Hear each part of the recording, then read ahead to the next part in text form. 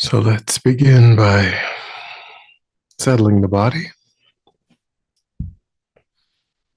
adopting a stable, comfortable, upright position serviceable for meditation.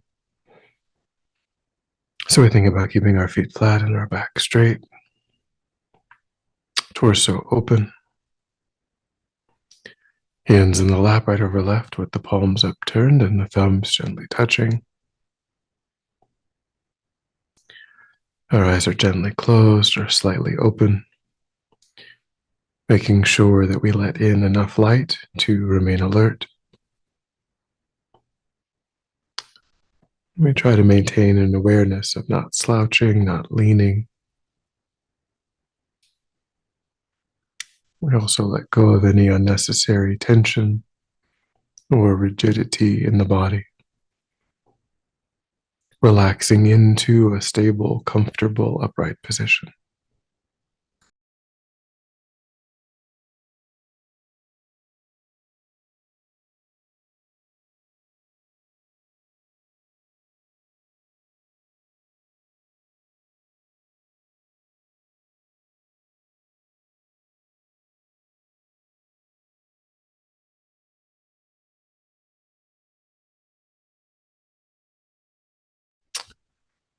And we begin to pull back our awareness from the outside environment,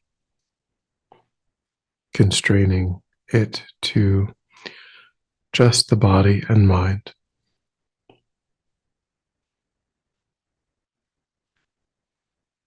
concentrating our awareness in the present by attending closely to the physical sensation of the air moving into and back out of the tip of the nostrils.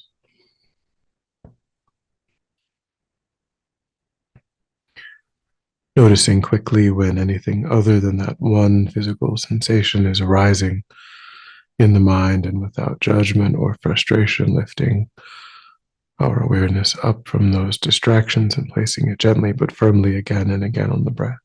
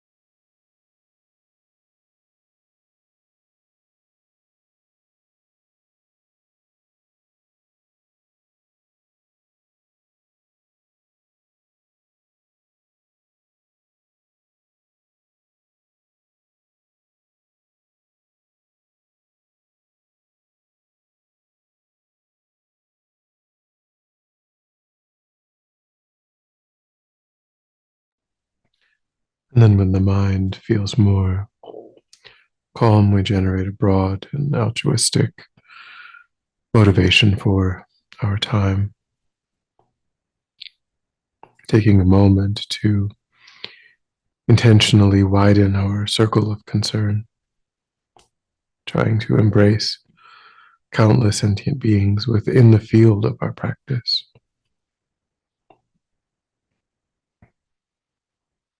recognizing that just like oneself, all sentient beings deeply wish to be happy, deeply wish to be free of even the slightest negativity. And yet again and again, just like oneself, all sentient beings are met with difficulties, obstacles, painful conditions, never being truly, fully happy.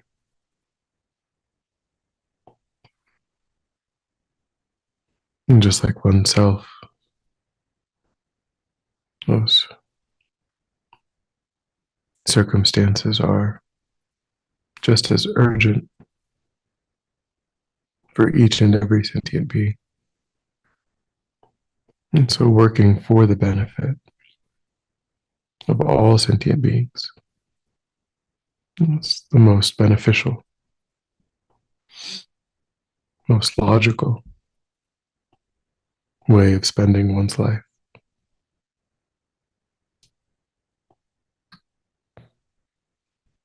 And in order to do that, we need to become deeply familiar with states of mind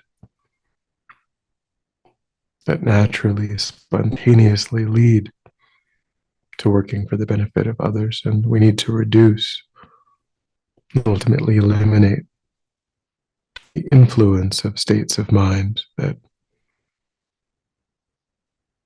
do not give rise to beneficial actions and often stand in the way of benefiting others.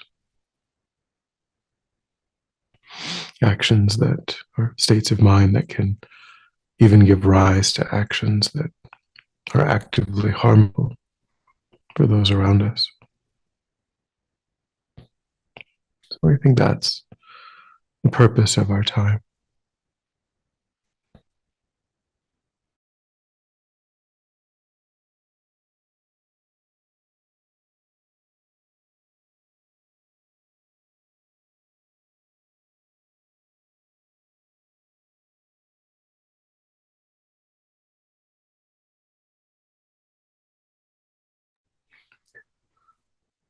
And then with today's final contemplation in this series on bodhicitta, developing the wish to achieve one's own enlightenment in order to be of perfect benefit to sentient beings, we'll begin by reviewing the contemplations that we've engaged in so far.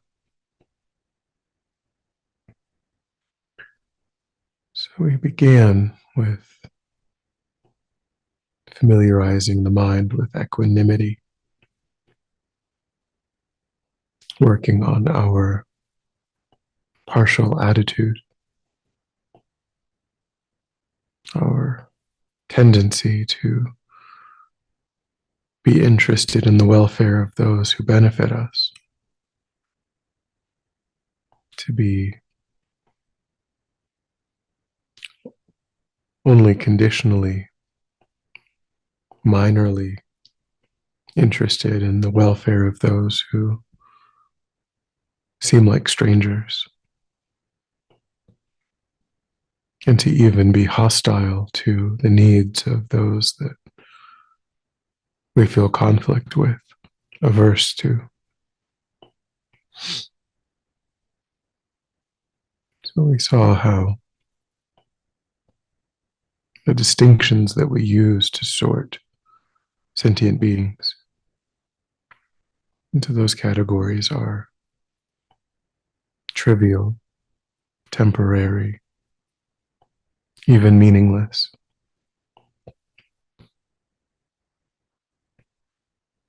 how the deeper truth is that all sentient beings are simply suffering sentient beings,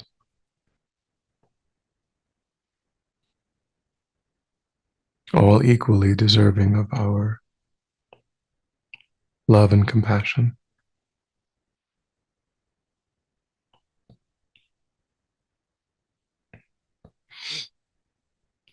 And then we began to train the mind in recognizing all sentient beings as having been one's mother countless times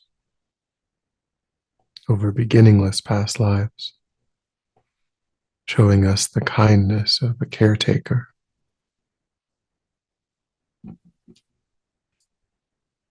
Again and again, familiarizing our mind with all of the ways in which we've received innumerable benefit from every sentient being,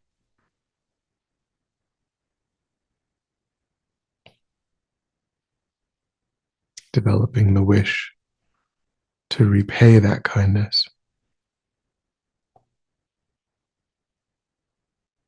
understanding that we are in a position to utilize our spiritual path to work for the benefit of sentient beings.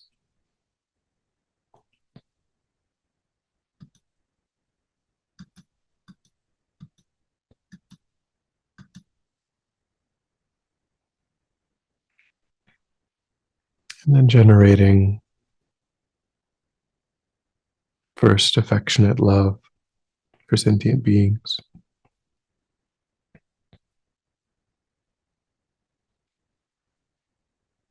perceiving them as a mother perceives her only child,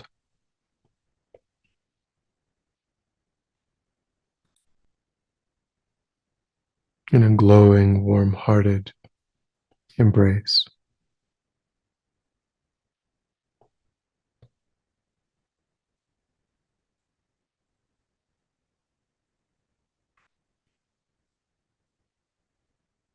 And deepening affectionate love into great love,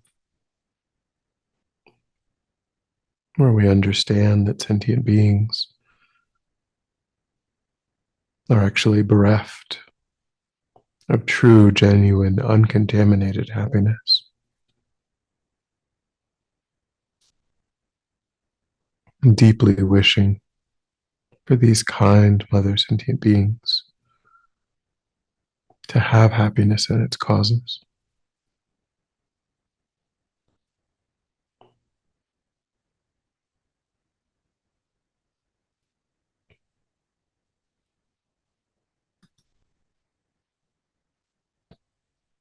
And then generating great compassion, recognizing that not only are sentient beings blocked from true, uncontaminated happiness, but in fact, they meet with pain and suffering again and again, thinking of all of the general and specific shortcomings of cyclic existence,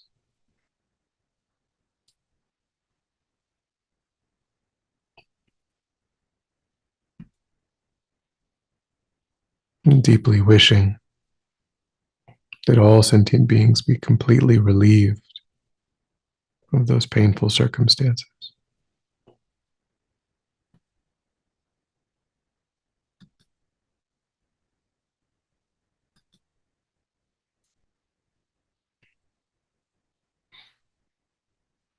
And then these contemplations bring us to the next step, developing the extraordinary intention of universal responsibility.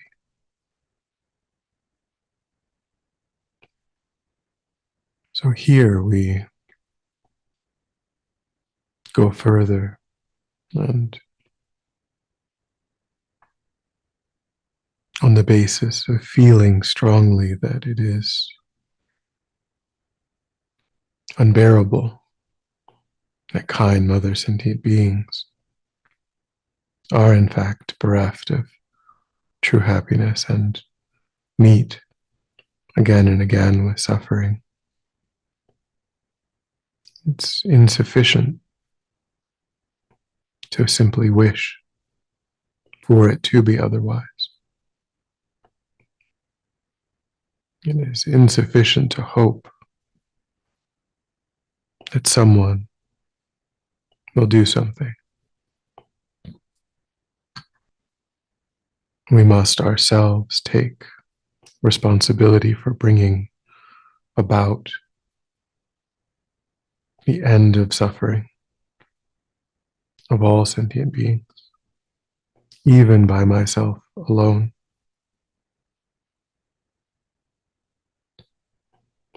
And installing all sentient beings in a state of perfect happiness, even by myself alone.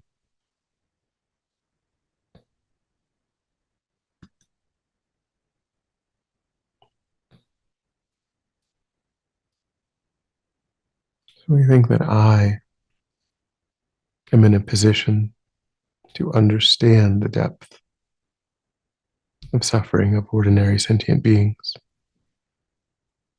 And I am in a position to utilize the tools of my spiritual path to affect the welfare of all sentient beings. And so I must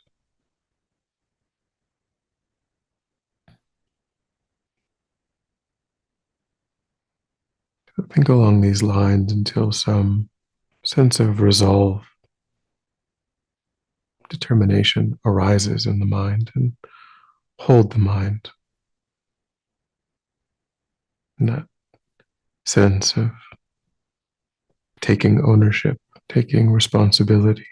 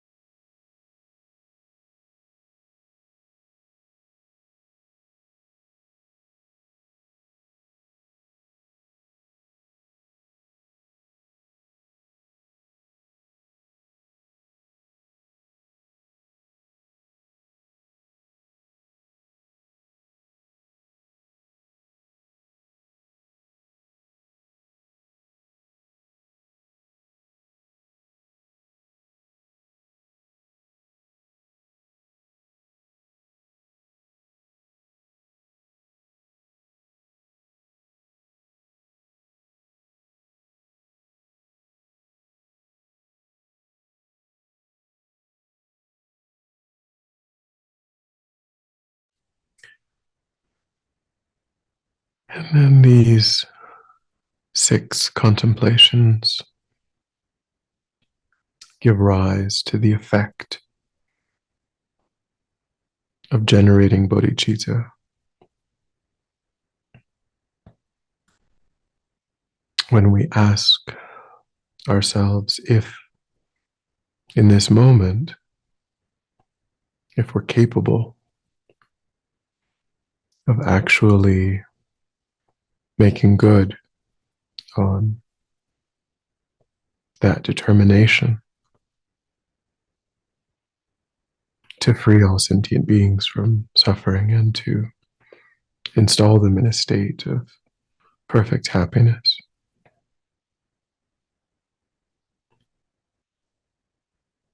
Because we recognize that at present we can't assure that outcome for even a single sentient being, because we ourselves are still under the influence of karma and delusion.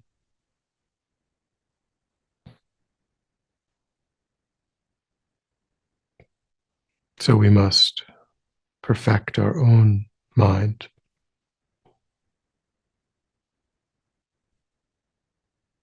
We must completely develop all of our good qualities.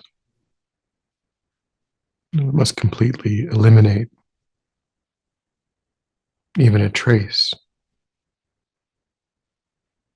of the afflicted states of mind that obscure our potential. Only then, when we achieve that state of enlightenment, can we follow through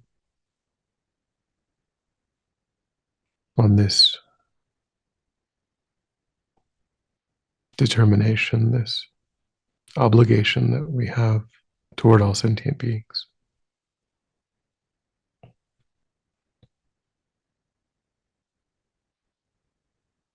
So here we generate a new kind of resolve, the resolve to engage in all of the stages of the path to obtain the result, perfect Buddhahood, not for oneself, but for the benefit of others.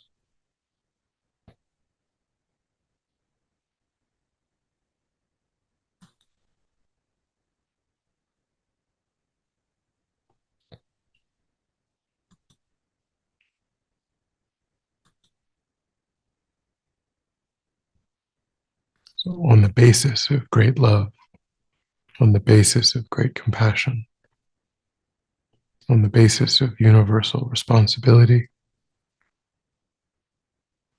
we resolve to do whatever is necessary to obtain the kind of mind, the kind of ability that sentient beings need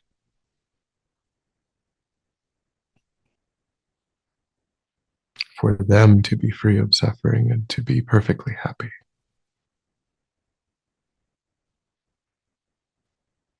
Try to think along those lines until that determination arises in the mind, and then rest your mind without distraction in that resolve.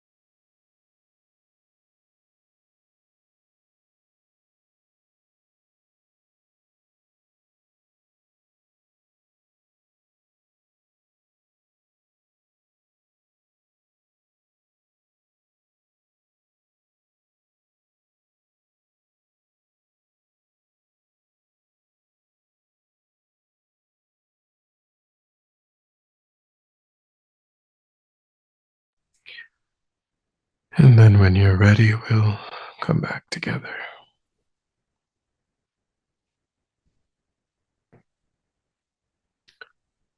And then again, for dedication, we will recite the prayer for spontaneous bliss. Again, one of the 8 prayers to benefit the recently deceased. So as we recite, we hold in our mind our wish for our Dharma sister, Sister Max, to find a perfect, auspicious rebirth and swift enlightenment.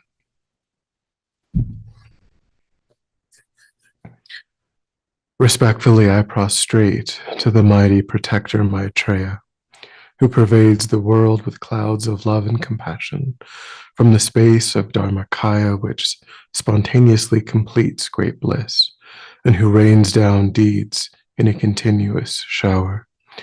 From your wisdom manifestation that sees just as they are the minds and natural elements of countless disciples, by the power of faith, please come down here in all places unimpeded, like the reflected image of the moon in water, like jeweled inlay work of many kinds of precious gemstones set into a Mount Sumeru of piled, exquisite refined gold, your supreme form, which by seeing one remains unsatisfied.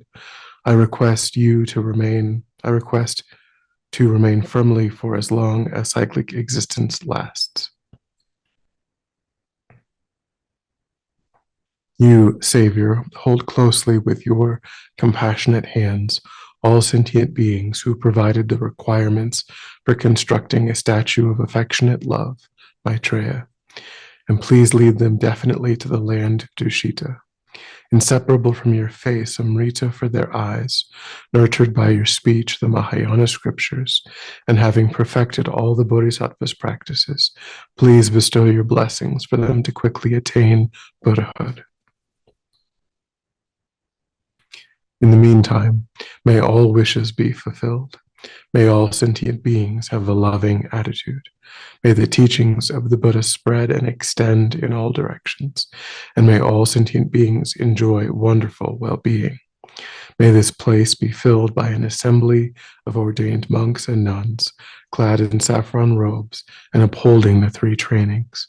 And may deeds of explanation and practice bring good fortune of extending the Buddha's teachings everywhere for as long as cyclic existence lasts. By the truth of the infallible 3 precious jewels, the blessings of the power of Buddha Maitreya, and the enlightened deeds of the mighty Dharma protectors, may the complete essence of this pure prayer be fulfilled.